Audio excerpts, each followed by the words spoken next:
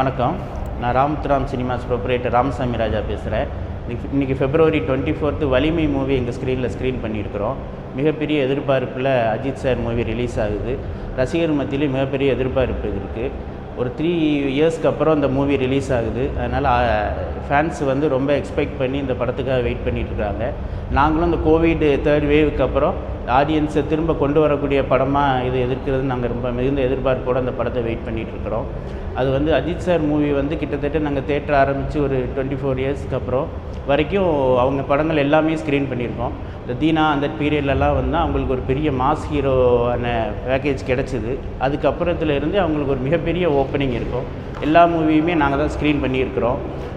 ஒவ்வொரு படங்கள் போக போக போக எல்லா படங்களுக்குமே அடுத்தடுத்த கட்டத்துக்கு மிகப்பெரிய ஓப்பனிங் கிடச்சிக்கிட்டு இருக்குது அஜித் சார் மூவிக்கு.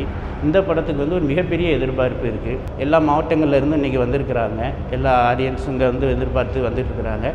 செலிப்ரேஷனும் ரொம்ப நல்ல முறையில் நடந்திருக்குது. அதனால் அஜித் சார் மூவி ரொம்ப நாளைக்கு அப்புறம் வர்றதுனால மிகுந்த எதிர்பார்ப்பு இருக்குது. நாங்கள் எல்லாருமே எதிர்பார்த்து படம் மிகப்பெரிய வெற்றி அடைஞ்சு தேட்டர் ஓனர்ஸு, ப்ரொடியூசர்ஸ், டிஸ்ட்ரிபியூட்டர்ஸ் எல்லாருக்குமே ஒரு கோவிடுக்கு அப்புறம் ஒரு பெரிய கம்பேக்காக இந்த படம் இருக்குன்னு சொல்லி நினைக்கிறோம்.